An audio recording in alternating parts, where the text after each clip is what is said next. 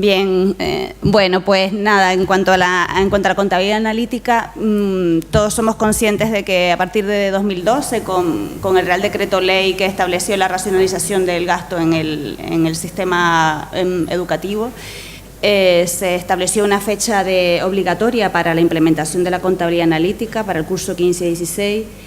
Esa fecha se ha pospuesto, pero no hemos dejado de trabajar las universidades en ello. De hecho, bueno, en la mesa de gerentes tenemos un grupo de trabajo sobre contabilidad analítica y se está trabajando para tratar de diseñar o de establecer de la forma más idónea la implementación de la contabilidad analítica para todas las universidades, ¿no? En este contexto, algunas universidades, es cierto que un número reducido, pero algunas tienen implementada esa contabilidad analítica y una de ellas es la Universidad de Zaragoza. Con lo cual, pues Alberto Gil, nuestro gerente de Zaragoza, pues va a compartir con nosotros su experiencia y la visión y la utilidad práctica que tenga en su caso. Gracias, Alberto. Gracias, Lidia. Buenos días a todos. En primer lugar, gracias a la Universidad de La Laguna por haberme invitado y a Lidia, que creo que ha sido un poco temeraria a elegirme a mí, porque yo no soy un experto en contabilidad analítica. De hecho, yo creo que estoy aquí por dos motivos. Uno de ellos es porque me convierto en portavoz de una universidad que ha tenido esto como estrategia desde hace bastantes años, en la que hay un grupo de gente, entre los que están mis compañeras de la Universidad de Zaragoza aquí presentes, que saben mucho más que yo de contabilidad analítica. Y el otro motivo es que como gerente tengo el B2 de todista y estoy acreditado para tertuliano. Entonces me toca a mí comentar todos estos temas, que lo que intento es canalizarlos desde el punto de vista más práctico a nivel usuario, es decir, de un no experto, pero sí un responsable en la gestión.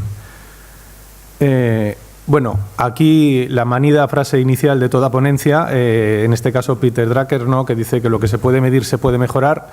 Es verdad que el amigo Peter no comentó que lo que se puede medir te puede deprimir, que también ocurre muchas veces. Es verdad que siguiendo un poco la onda que nos transmitieron ayer en la ponencia, vamos a dejar el lado oscuro y recuperemos la luz, porque seguramente nos llevará al nirvana.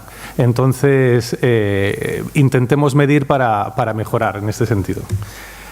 De manera introductoria, quiero comentar que, bueno, primero, que la contabilidad analítica, hay que desmentir un bulo, no tiene poderes mágicos. Es decir, yo creo que le hemos otorgado un halo de chamanismo en el que la contabilidad analítica nos va a solucionar todo. No, la contabilidad analítica es una herramienta compleja, que requiere de expertos, que es difícil de implementar y que una vez implementada hay que utilizarla, porque si no, bueno, pues ahí está y es bastante frustrante.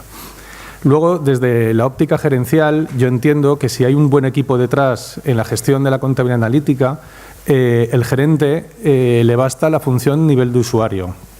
Es decir, el gerente tiene que saber interpretar los datos de la contabilidad y no es necesario que esté metido en faena o en harina de la elaboración de la contabilidad. Entonces, desde ese punto de vista también tranquilizar a vosotros, mis compañeros, porque creo que lo tenéis que enfocar como herramienta útil y no como montaña que tienen que elaborar los técnicos.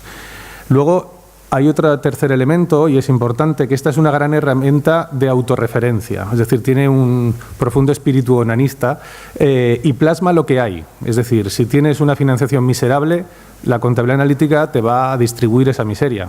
Es decir, no te dice lo que debería haber, te dice lo que hay. Entonces, esto también está vinculado con el primer punto, ¿no?, que no tiene esos poderes mágicos, simplemente ordena y permite entender la organización. Es decir, desde el punto de vista de transparencia, tiene un componente evidente de rendición de cuentas, de comunicación hacia el exterior, de que la gente sepa lo que cuesta lo que hacemos, y eso per se es importante. Sirve para la toma de decisiones, es decir, desde el punto de vista hacia adentro, debería ser una herramienta útil para reorganizar o rediseñar la organización. También sirve para entender y para conocer la rentabilidad económica. Y como somos universidades públicas, la mayoría, cuando no la hay, que no tiene por qué haberla siempre, sabemos lo que cuesta la rentabilidad social, que también es importante. Es decir, si nos diseñáramos o nos basáramos en lo primero, habría que cerrar más de la mitad de las titulaciones, empezando por los clásicos, ¿no? Entonces, como universidades públicas tenemos rentabilidad social, pero es importante conocer lo que cuesta esa rentabilidad social. Ahora voy a hacer una aproximación al contexto normativo que se podría definir como caótico y que en el ámbito de la contabilidad analítica no es en absoluto concluyente de nada. El Real Decreto Ley, que antes ha mencionado Lidia, el 14/2012, también conocido como el engendro, mencionaba la contabilidad analítica, pero en el ámbito de la compensación del Estado sobre las horquillas de precios de las becas. Entonces, decía, bueno, pues el artículo 7, que los presupuestos financiarán la cantidad que corresponda, bla, bla, bla, y las comunidades autónomas integrarán con cargo. Y establecía dos elementos. Uno, que hasta que todas las universidades implanten sistemas de contabilidad analítica, que es una suerte de hasta las ranas quieren pelo, o sea, sería una especie de marco regulatorio complejo, y luego, y como máximo, hasta el curso universitario 15-16, pero en el contexto de las becas, no en el contexto de un mandato claro, directo, de que las universidades deben implantar esto. Es una condición por la cual el Estado financiará la horquilla baja, que es aquello de yo me lo guiso, yo me lo como, yo cambio el marco regulatorio, te financio lo mínimo y el resto lo haces tú. Eso sí, te impongo unas horquillas y las horquillas las tendrás que cumplir. Entonces es en ese contexto donde se habla en este Real Decreto Ley sobre contabilidad analítica. Yo creo que jurídicamente esto no está bien aterrizado en absoluto. Desde el punto de vista de la Ley General Presupuestaria, la IGAE se ha erigido en una especie de fiscalizador o órgano de control y visto bueno de la implementación de nuestras contabilidades analíticas también. La nuestra inicialmente tuvo un visto bueno a través de un correo electrónico de la IGAE y lo tenemos como un incunable en una habitación que no puede entrar nadie, salvo el gerente y el rector. Entonces, en el artículo 125 de esta ley habla de que las competencias de la intervención general de la Administración es el centro directivo de la contabilidad pública, el que compete, en el punto E, establece los principios básicos de la contabilidad analítica de las entidades del sector público estatal. Nosotros no lo somos. Algunas sí, aquí, pero yo, en mi caso, soy del sector público de la Comunidad Autónoma de Aragón. Es verdad que puede haber, evidentemente, la IGAE, las comunidades autónomas forman parte del Estado, el título 8º de la Constitución, todo esto, ¿no? Pero es verdad que también hay otros órganos autonómicos que pueden colisionar con el ámbito competencial que se establece en esta ley. Por lo tanto, otro ámbito en el que, a mi juicio, tampoco está bien trabado ni diseñado el ordenamiento o el contexto normativo.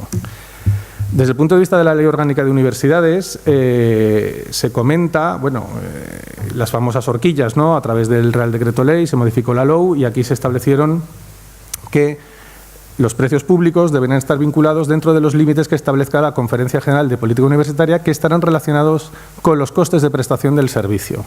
Esto se quedaron descansados cuando lo diseñaron, pero se les olvidó definir el numerador y el denominador del concepto costes de prestación del servicio, porque falta por aterrizar en qué consiste esta elaboración de las horquillas. De hecho, creo que hablo en nombre de todos que si nos hicieran una auditoría sobre la implementación de las horquillas no pasaríamos la prueba del algodón casi ninguno, porque interpretamos cosas diversas, más en el contexto de que muchos ni siquiera tienen implementada la contabilidad analítica. Después, algo parecido a una referencia a la contabilidad analítica se establece en la LOU, en la disposición adicional 8ª del modelo de financiación de las universidades, donde se decía que en el plazo máximo de un año, la Conferencia General de Política Universitaria, previo informe del Consejo de Universidades, elaboraría un modelo referencial de costes que facilitará a los poderes públicos el establecimiento de una financiación adecuada de las universidades.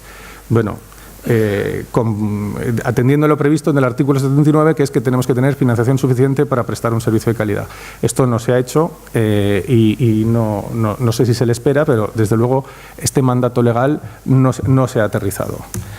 Sí que hubo un intento en el año 2007 por parte del órgano que luego se disgregó en la Conferencia General de Política Universitaria en el Consejo de Universidades, que se llamaba Consejo de Coordinación Universitaria, que ya os acordaréis, en el que hubo un informe que se llamaba Financiación del Sistema Universitario Español. Era una suerte de libro blanco, análisis, aproximación, reflexión sobre qué debería ser y no es, o sobre lo que se estaba haciendo mal en el ámbito de las universidades, en concreto en la financiación.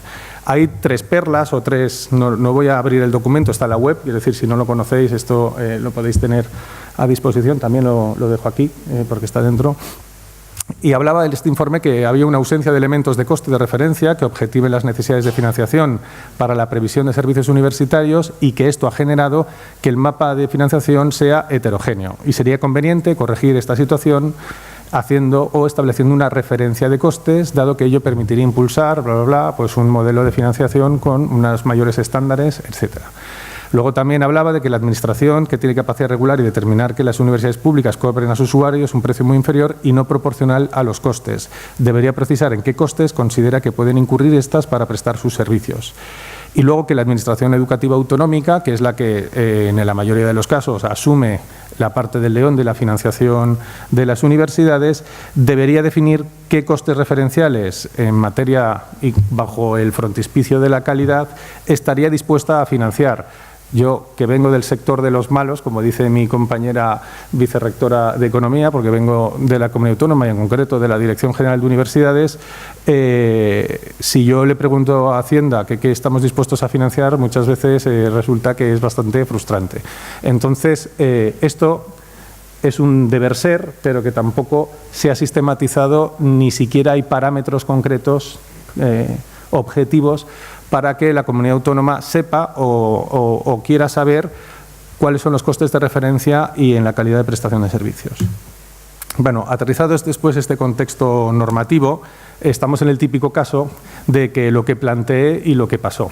Es decir, en teoría tenemos un desarrollo lineal y esto que las universidades públicas somos ejemplares en comparación con otras administraciones en implementación de la contabilidad analítica.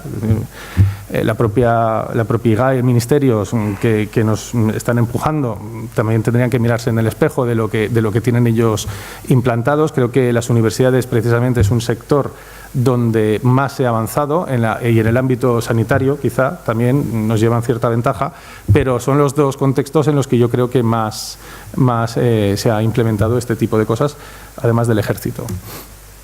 Ahora os voy a contar un poco la cronología de lo que ha pasado en la Universidad de Zaragoza y en la que yo en absoluto soy responsable. Es decir, esto trasciende este equipo y viene de lejos porque fue una apuesta desde hace bastantes años. En el año 2002 la universidad estableció un plan estratégico en el Consejo de Dirección en la que quería avanzar y quería implementar pues un modelo de contabilidad analítica. En el 2004 se hizo el primer informe de personalización de costes en la Universidad de Zaragoza. Entre el 5 y 8 se estableció la información de costes en base al modelo Canoa. En el 2011 se elaboraron los primeros informes de los ejercicios 2008 y 2009 y se aprobó el modelo de costes de contabilidad analítica para universidades por el MEC y se hizo el informe de contabilidad analítica también del 2010. En el 2012 se hizo el del 11, en el 13 nos aprobó el modelo la IGAE. Aquí está ese correo electrónico, además de más cosas que os he comentado antes. Se aprobó la regla 23, tan polémica y que el equipo de trabajo está trabajando en modificar la metodología. Y en el 14 ya, con cierta velocidad de crucero, se ha ido normalizando una lógica de, incorporando ya la regla 23 de elaboración de informes de contabilidad analítica, haciéndolos públicos. De hecho, podéis ir a nuestra página web o poner contabilidad analítica UZ y ahí están desde el año 2008 todos los informes de contabilidad analítica que se han venido haciendo. El último reciente es el del año 2017, que tendrá un mes o un mes y medio. En cuanto a sus aplicaciones prácticas, un poco por aterrizar la encomienda de esta charla, pues nosotros entendemos y aplicamos la contabilidad analítica en el contexto de los precios públicos, en el contexto del modelo de financiación que tenemos, al menos la senda de la transferencia básica que negociamos en su día con el Gobierno de Aragón, en el coste de las titulaciones, cuando, por ejemplo, elevamos la propuesta al Consejo Social sobre el coste de las titulaciones, a pesar de que al final es un decreto de la Comunidad Autónoma, sí que motivamos y a través de la contabilidad analítica en qué horquilla está la propuesta sobre, sobre las horquillas de la LOU, ¿no? En este caso también hay que tener en cuenta que estamos basándonos en el pasado para proyectar el futuro, es decir, utilizamos contabilidades analíticas cerradas para hacer un informe hoy de cara al curso que vamos a implementar, y este decalaje, bueno, pues también hay que comprenderlo y no tiene solución, es decir, esto si al final se aplica o se sistematiza va a tener que ser así, a no ser que haya costes referenciales estándar para España, que no sé si veremos. Luego, relaciones con terceros, fundamentalmente con algunos institutos de investigación que tienen carácter mixto o para la elaboración de precios. A veces es útil el conocer cuáles son los costes indirectos asociados a los metros cuadrados para diseñar contraprestaciones o a través de convenios cerrar lo que son los precios que nos tienen que pagar. La valoración de unidades propias y luego fundamentalmente una de las cosas interesantes es frenar aspiraciones. La contabilidad analítica sirve, y esto Marga, la vicerrectora de Economía, sabe mucho, nos vienen a los despachos muchísima gente y os pasará que con lo mucho que traemos a la universidad, lo poco que nos cuidáis y nos mimáis. Esto es una constante cosmológica. Entonces, a veces incluso si te esfuerzas crees que estás en Copenhague, pero luego resulta que maldita sea estás en Zaragoza y la realidad es la que es, ¿no? En cuanto a precios públicos, la utilización de la contabilidad analítica en nuestro caso hace referencia al coste académico con las horquillas vigentes, es decir, se analiza horquillas vigentes que han sido modificadas por las leyes generales de presupuestos o las leyes de presupuestos generales del Estado de curso 17 y 18, pero que siguen sin definirse, ¿no?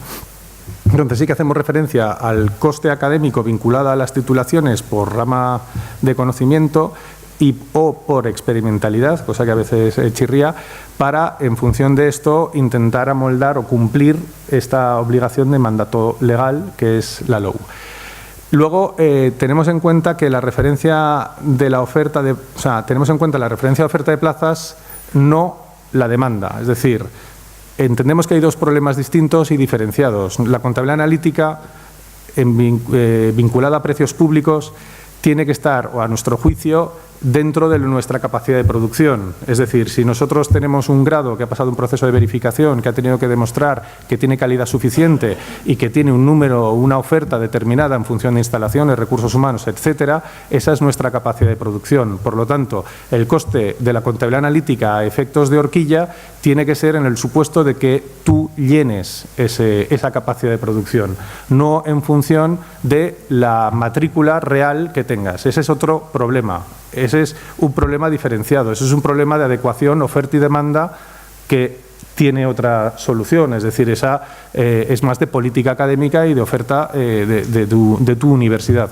Por lo tanto, si no, estaríamos en una lógica perversa en la que en aquellos grados donde hay poca demanda, los precios tendrían que ser, para cubrir la horquilla de la LOU, disparados. Entonces eso sería como el cura que le echa la bronca a los feligreses que han ido a la iglesia de los que no van. Entonces no tendría ningún sentido.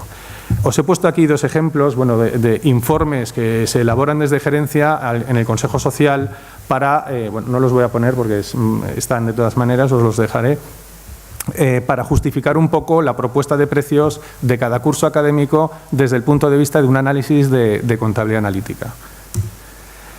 Otra de las aplicaciones prácticas que comentamos es el modelo de financiación. El modelo de financiación, en este caso, es el modelo global de financiación de la Universidad de Zaragoza para el periodo 16-20.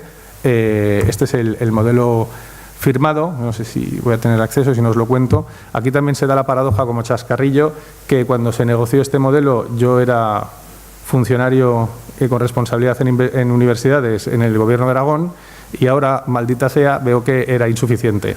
Entonces, pero bueno, esto suele pasar y esto es justo castigo a mi maldad anterior.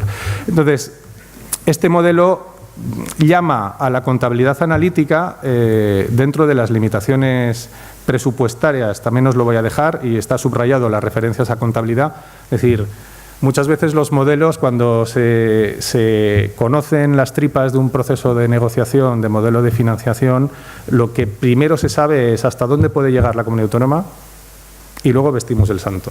Esto es así. Es decir, no hacemos un modelo teórico que pueda ser objeto de un premio Nobel y luego ya el resultado lo acata la comunidad autónoma. Esto no pasa, al menos en España, no, o desde que, al menos lo que yo conozco, sino que suele ser al revés. De todas maneras, en esa vestimenta de santo posterior, sí que se hizo en este caso referencia a, al menos, decir, nos estáis financiando una miseria. Según datos de nuestra contabilidad analítica que tenemos, fijaos lo que nos cuesta. Si vosotros tenéis que financiar lo que nos cuesta, tened al menos esta referencia para motivar ante Hacienda que el gap que hay entre el del ser y el deber ser es enorme. En este caso hicimos una cosa un poco rara, porque cogimos un modelo de referencia del año 2013, le aplicamos una serie de factores de multiplicación basados en las horquillas, es decir, en la capacidad de financiación, en las horquillas, es decir, si el gasto en grados de la Universidad de Zaragoza es 100 y la horquilla dice que tiene que ser al menos el coste financiado por matrículas del 15, bueno, pues el gasto total deberá ser multiplicado por 0,85 y eso formará parte de, y esto aplicado a másteres, esto aplicado a doctorado, esto es aplicado. Entonces, ahí salió una suerte de número y se proyectó con un incremento constante hasta una plurianualidad que creo recordar que era hasta el 2021. Y sí, hasta el 2020, perdón, hasta el 2020 y con una cosa que nos sacamos de la manga que se llamaba mejora de la posición relativa. Es decir, la Universidad de Zaragoza partía de una posición tan mala en financiación que se incorporó una mejora de posición relativa para ir intentando ganar posiciones en un indicador que forma parte de todos los indicadores del Sistema Integrado de Información Universitaria, que era el porcentaje de financiación de la comunidad autónoma en la universidad. Entonces, esto, en términos estatales, bueno, pues era un intento de ir ganando posiciones en un contexto, también hay que decir, y eso yo también tengo parte de culpa, en el que no haciendo nada mejorábamos porque todas las demás estaban cayendo. Entonces, claro, la posición de la comunidad autónoma era relativamente cómoda y con poco dinero se mejoraba. Como vais a tener el modelo, le podéis echar un vistazo y, por supuesto, ya sabéis dónde estoy. Quiero decir que si tenéis cualquier duda. Otra de las aplicaciones prácticas que utilizamos es el coste de titulaciones, es decir, conocer, ya no para precios públicos, sino conocer lo que cuesta cada. Esto está en el informe de Contabilidad Analítica 2017 que lo tenéis en la web. Incluso podréis ver titulación a titulación, máster a máster, todos estos datos. Entonces, aquí os he mostrado unas cuantas tablas, pues coste de docencia, coste total. El coste total incluye la investigación no financiada como concepto a través de la metodología de cálculo y reparto de la investigación no financiada en departamentos utilizando los estándares de la regla 23. Y esto pues, ¿no? genera un volumen que, comparado con los alumnos, nos hace un coste de docencia por alumno distribuido en este caso por las 3 campus, Zaragoza, Huesca y Teruel, las asignaturas los títulos que se imparten en cada uno de ellos, y luego la referencia a los ingresos y el margen sobre los costes de la docencia, la cobertura o sobre la financiación coste total. También por rama de conocimiento, bueno, pues a través de la distribución de alumnos, en la coste de docencia por alumno, pues biomédica, científica, humanísticas, sociales, pues lo mismo. Pero insisto, si queréis profundizar, lo tenéis, las tripas están para todos nuestros títulos. No voy aquí a parar en cómo está Derecho y cómo está Ciencias de la Tierra, pero bueno, ahí lo tenéis. Luego, en el ámbito de relaciones con terceros, como os he comentado, la posible uso práctico de la contabilidad analítica va muy bien para la suscripción de convenios acuerdos con entidades que ocupan espacios, por ejemplo, en la Universidad de Zaragoza, en los que se incluyen los costes directos e indirectos asociados a su actividad, que podría aportar la UZ, y por tanto susceptibles de ser compensados, o en el diseño de precios. Por ejemplo, también puede ser un elemento de referencia que puede estar bien. Aquí, en aplicaciones prácticas, valoración de unidades propias, os he puesto algunos ejemplos. Pues, por ejemplo, dentro de lo que sería el hospital veterinario o la clínica odontológica, tribunales, un instituto de investigación, pues estos son datos en evolución, es decir, es una Excel. Pues, por ejemplo, vamos a empezar por el I3A, que es un instituto de investigación. Bueno, pues hasta el 2016 no están incorporados los datos de la del 2017, pero aquí se pueden ver la secuencia. Bueno, pues podemos ver el total de costes y cómo se distribuyen, si son de investigación genérica, si son costes directos de personal, costes indirectos, gasto corriente directo, costes indirectos, así como bueno, los overheads recaudados y el porcentaje de overheads sobre la aportación de la UZ. Entonces, a la hora de diseñar, por ejemplo, overheads, la contabilidad analítica también va muy bien porque te permite, bueno, dimensionar cuál es el porcentaje que podría ayudar a financiar lo que tú estás aportando. En reprografía, por ejemplo, que en esto será un clásico, me imagino, en reprografía, si tenemos en cuenta el total de costes que le cuesta la reprografía a la Universidad de Zaragoza, pues 2.100.000 euros aproximadamente, y vemos los ingresos, nos encontramos con una cobertura de un magnífico 19%, con ingresos externos, con un margen de cobertura, bueno, pues del 38%. Es decir, son elementos que permiten ayudar o conocer cuál es el grado de, bueno, en este caso más o menos ruinoso, de retorno de un servicio que en este caso, y aquí que no hay nadie de reprografía, podría ser susceptible de externalizar. Entonces, por ejemplo, en el ámbito de tribunales, pues lo mismo, aquí incluimos también los ingresos por tribunales de la EBAU y vemos que nos cuesta 345.000 euros, pero ingresamos 821.000, por lo tanto tenemos un margen de cobertura del 238% y esto también ayuda, bueno, pues a dimensionar qué cosas no hay que perder de referencia porque nos ayuda a financiarnos y nos genera cierto retorno. Pues un servicio como es la biblioteca, pues por ejemplo, tenemos unos costes de 9.500.000 euros.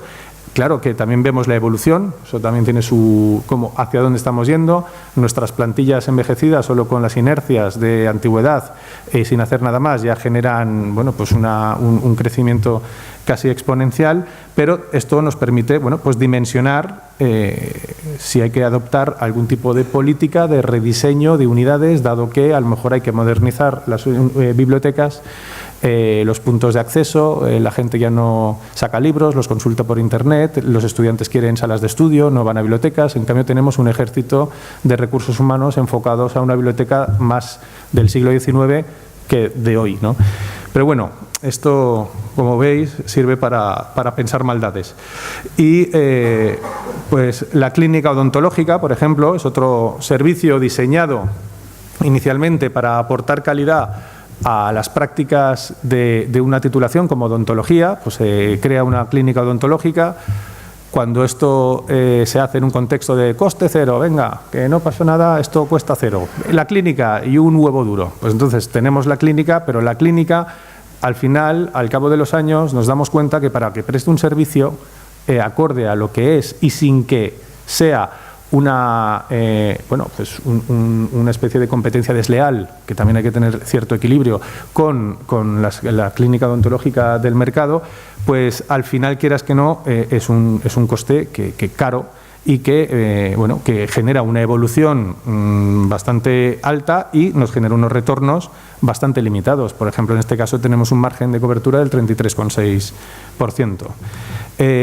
Algo del estilo, como podría ser, no sé cómo voy, el hospital veterinario, pues también tiene la misma naturaleza, el hospital veterinario, igual que la clínica odontológica, pero también es un servicio o una unidad que tiende a crecer y que hay que controlar. Es decir, esto es que, pues lo que os he dicho, ¿no? Con todo lo que aportamos, lo poco que nos gana, dice, no, ponte en el espejo, es que va muy bien, se les cambia el rictus cuando les decimos, mira, este eres tú, y estos son tus ingresos y esto es el porcentaje de cobertura. Por lo tanto, las 4 personas y técnicos que me has pedido, no te creas que son a base de tus ingresos, no, son a base de las aportaciones de la Universidad de Zaragoza.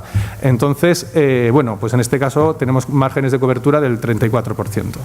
También hay cosas positivas, es decir, que no, por ejemplo, los colegios mayores, otro ejemplo, pues, colegio mayor cuesta caro, 1.435.000, este es uno de ellos, el Pedro Zerbuna, pero nos genera 1.637.000, es decir, tenemos un margen del 114%. Entonces, es todo claroscuros, pero sí que te permite ver y dimensionar lo que os he dicho antes, aquellas unidades que hay que tener, aquellas unidades que tienen un coste social y que como vocación pública tenemos que tener, pero que tenemos que controlar, y aquellas que queremos tener y cuál es el margen de cobertura que tenemos. Ya estoy acabando. Sí, estoy acabando, seguiré.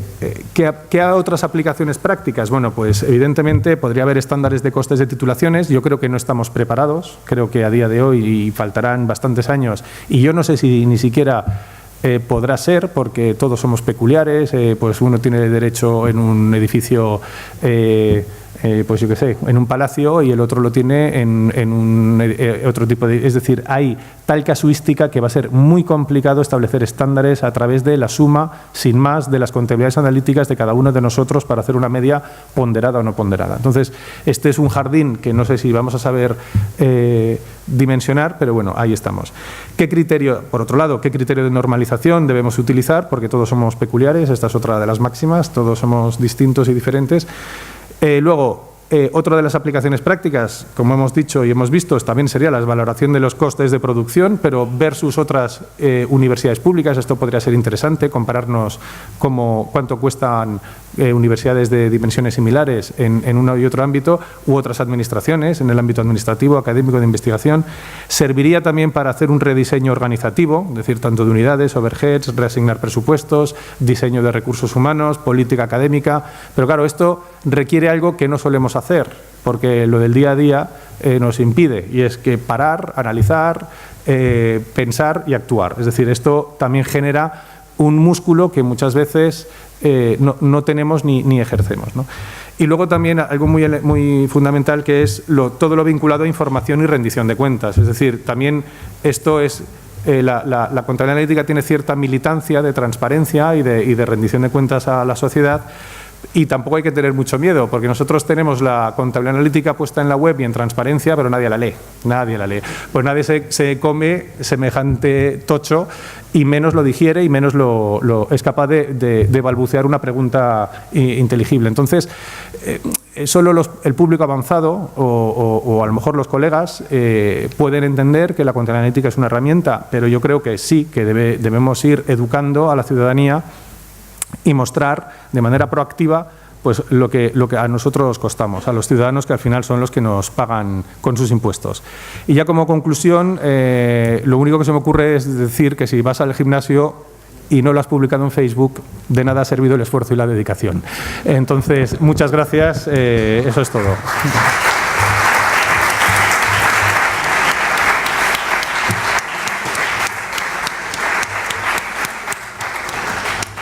Bien, yo no sé si quieren hacerle alguna consulta o alguna pregunta a Alberto.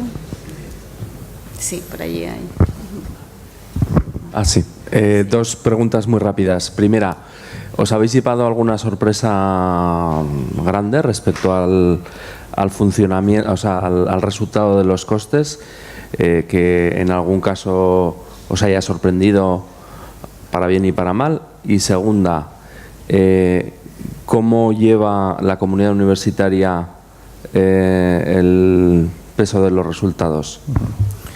Pues en la primera, yo creo que la sorpresa es constante. Tampoco había mucha intuición detrás. Es decir, yo estoy pensando ahora en coste de titulaciones y de manera intuitiva podías ver, saber, conocer cuál es el grado de coste de algunas de ellas. Una cosa, por ejemplo, curiosa es muchos axiomas que decían, no, es que Teruel y Huesca tienen que ser mucho más baratos. Bueno, pues no siempre. Es decir, no siempre en relación con Zaragoza. Decían, hay otra tipología de recursos humanos, no hay tanto catedrático, no hay tanto titular, hay más asociado, hay más... Y luego resulta que en algunos casos, bueno, pues esto no se cumple, porque también obedece a la oferta y demanda de cada lugar, ¿no? o a la oferta de plazas. Es decir, a veces con menos se hace más. En alguna unidad sí, claro, genera. A mí, por ejemplo, bibliotecas me ha generado una sorpresa. Es decir, lo que nos cuesta por el grado de retorno que, sobre todo, estudiantes perciben y que, sobre todo, docentes usan, porque en la práctica yo creo que es un servicio que hay que repensar. En el buen sentido, pero que hay que repensar. En cuanto a lo que es la aceptación por parte del colectivo universitario, yo creo que no hay ningún tipo de reproche y es más, hay cierto orgullo de mostrar esto y no ha habido ningún problema. Se explica y se conoce y se sabe. Yo creo que tienes que tener claro que el hecho de que, por ejemplo, geológicas, en nuestro caso, sea muy cara, un grado, bueno, pues forma parte del análisis de oferta y demanda, no tanto del coste objetivo de lo que sería una oferta tasada de un grado, y que también volvemos a lo que sería la rentabilidad social o, por ejemplo, clásicas. Es decir, bueno, pues es que no vamos a dejar de ofertar eso por el hecho de que nos sea caro. En el caso de los másteres, aquí sí que tenemos un problema. Pero bueno, en el caso de los másteres, que hay mucho máster de autor, los conocéis perfectamente, y que ha habido una inercia desde lo que eran los antiguos cursos de doctorado a los másteres, pues yo creo que tenemos un problema de diseño, pero también de diseño de política académica, porque al final los costes son los que son. Tú tienes una mano de obra que forma parte del concepto de gasto más importante de la Universidad de Zaragoza, como lógicamente tiene que ser, por eso hemos intensivos en talento, y entonces, claro, esa mano de obra tiene cierta inelasticidad. Lo que ocurre es que canalizada desde una lógica de oferta académica más pensada en la demanda y no tanto en la demanda interna, pues ayudaría a rentabilizar también socialmente pues los costes que tenemos asociados a los másteres. A mí eso, por ejemplo, es lo que más me preocupa. Hola, soy Guillermo, gerente de la Universidad de La Rioja. Más que preguntar, quería daros la enhorabuena. Ya sé que tú vas a decir que a ti te ha llegado y demás ya todo el modelo implantado. Bueno, yo en este sentido, la Universidad de La Rioja somos de las pocas universidades insumisas, que aún no tenemos el modelo aprobado por la IGAE. Me remonto a mis orígenes como funcionario. Yo pertenezco al Cuerpo Superior de Interventores y Auditores del Estado. Mi casa madre es la IGAE. Y me acuerdo que cuando estábamos en el curso selectivo en la Escuela de Hacienda Pública, pues la plaza en la subdirección correspondiente de Contabilidad Analítica, que llevaba el modelo Canoa, era como melilla para los reclutas cuando se hacía el sorteo de la mili, ¿no? Me acuerdo que era pues un poco las mazmorras de la IGAE, ¿no? Vuestro modelo, yo creo que evidentemente a mí por lo menos particularmente me da envidia, y creo que el éxito radica en que ha surgido de vosotros, no ha surgido de Canoa, es clarísimo. De Canoa habéis cogido un poco, os habéis adaptado a aquello que habéis visto más razonable y que probablemente hayáis considerado que os iba a dar una mayor riqueza en el dato. Como dices tú, ese papelito que tenéis de aprobación del modelo, la verdad es que es curioso, porque conociéndolos y conociendo vuestro modelo un poco más, ahora que hemos trabajado juntos y demás, pues evidentemente hay muchas cosas que Canoa no aceptaría o se tiraría de los pelos, ¿no? Pero a lo que voy es que yo creo que lo que está siendo relativo fracaso digo, de implantación del modelo Canoa en las universidades, pues es por culpa del modelo mismo, del monstruo que supone el modelo Canoa. Como os digo, yo soy insumiso y tengo mi contabilidad analítica de 2017. Siempre al final de modo excesivamente abreviado, resumido, etcétera, pero tengo una oficina de control presupuestario en la Consejería de Hacienda que me exige el tema de las famosas horquillas, lo mira con lupa en cuanto descuadro un céntimo, me pide explicaciones. Entonces, bueno, pues si tengo que elegir entre intentar rediseñar ese monstruo Canoa y tener a lo mejor la contabilidad analítica de 2014, estando en 2018, que es lo que está pasando en muchas universidades, o quedarme en un modelo Piragua, que lo tengo bautizado así en mi universidad, pues de momento me quedo con el Piragua, porque es el que me refleja más o menos cómo soy y del que soy consciente de sus carencias. No sé, ahora, Tomás, ya te preguntaremos, la situación actual, digamos, tanto a nivel ministerio como a nivel IGAE en esta concepción del modelo, porque parece que ha perdido cierta fuerza, ¿no? Es decir, ha habido un relevo de la subdirección del Ministerio. En la IGAE también han relevado a la persona que lo lleva, pero yo creo que las posibilidades de éxito de esta contabilidad analítica de cada una de las universidades parten necesariamente por tener una guía de referencia, a lo mejor en Canoa o lo que sea, pero llevarlas de forma autónoma y juntarnos entre las universidades en todo caso para elaborar ya temas de costes estándares o de modelos de información estándares, pero siempre desde la famosa autonomía universitaria. En este caso podría existir, entiendo yo, y es necesario nada más, ¿no? Queda otra. Yo creo que tenemos que ir ya terminando. No sé si había otra petición. Ahí, Antonio. Sí. Le veo una utilidad a la contabilidad analítica dentro de cada universidad, ¿no? Lógicamente, yo soy un defensor a ultranza de todo eso, pero sin embargo, si vamos un poco a un ámbito más amplio, ¿no? Yo creo que, y me refiero a la comparativa, ¿no?, de las titulaciones, por ejemplo, del coste de titulación entre distintas universidades, a mí me da la impresión de que la contabilidad analítica para esa, digamos, comparativa, para la toma de decisiones, bueno, creo, en mi opinión, ¿no?, que debido a mucha subjetividad que hay en el cálculo de los costes, pues que no tiene mucho sentido. Nada más que eso. Gracias. Bien, pues nada, muchas gracias, Alberto. A mí me ha encantado tu aportación y bueno, yo creo que sí, que no cabe duda de que el que dispongamos de un sistema de contabilidad analítica que nos aporte información en tiempo y forma, no cabe duda de que nos va a ayudar, nos ayuda a la toma de decisiones que tenemos de forma cotidiana, también a la asignación de los recursos y también a tener una perspectiva plurianual, no tan cortoplacista. La cuestión es que los que no tenemos contabilidad analítica, como en la Universidad de La Laguna, en muchas ocasiones para tomar decisiones sobre nuevos servicios o levantar un poco la cabeza hacia adelante, tenemos que dotarnos de análisis complementarios que no terminan de ser análisis sesgados y que no están incardinados en un sistema. Entonces sí que creemos que debemos de avanzar en un sistema de contabilidad. Es cierto que el que ha diseñado el Ministerio pues no nos complace. Y bueno, el problema también, siendo de utilidad la contabilidad analítica para nosotros, parece que el problema, tal como comentaba Alberto, es que el encaje normativo no termina de establecer la delimitación y alcance del mismo, y también tenemos ahí en la incógnita, ¿no?, de que cuando llegue el momento de esa aplicación obligatoria que nos establece el Estado, cuál va a ser el uso que realicen las administraciones financiadoras sobre eso. Pero bueno, ahí esperaremos que a través de los mecanismos de colaboración que tenemos de las universidades con las administraciones, pues podamos fortalecer lo que es la perspectiva positiva y que redunde en positivo para todos. Bueno, pues nada, gracias.